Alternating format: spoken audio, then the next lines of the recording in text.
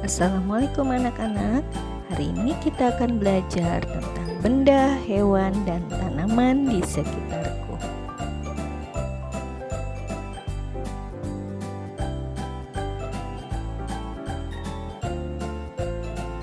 Anak-anak, untuk tema kali ini Ibu akan membahas tentang benda hidup dan benda tak hidup.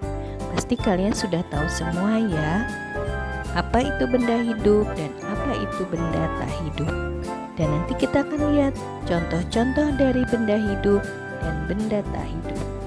Sekarang Ibu akan jelaskan dulu apa itu benda hidup. Benda hidup adalah benda yang dapat bergerak sendiri, perlu makan, tumbuh menjadi besar, dan berkembang biak. Contohnya ada manusia, hewan, dan juga tumbuhan. Anak-anak, ada ciri-ciri dari benda hidup.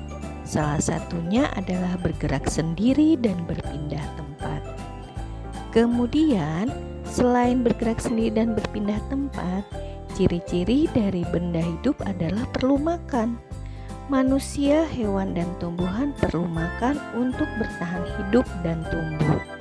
Anak-anak, selain perlu makan, manusia, hewan, dan tumbuhan juga mereka salah satu cirinya adalah tumbuh besar.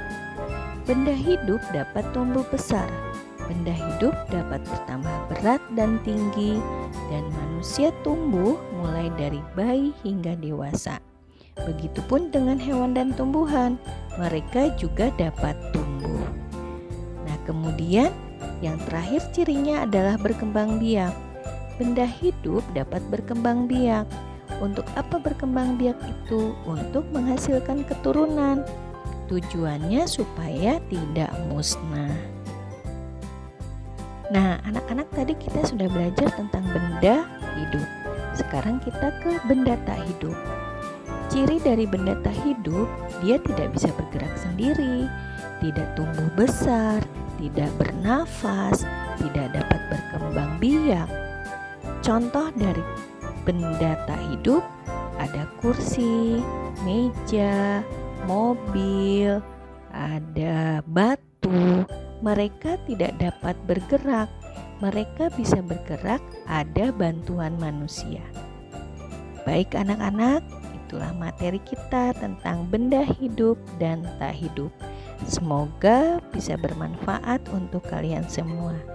Terima kasih anak-anak. Assalamualaikum warahmatullahi wabarakatuh.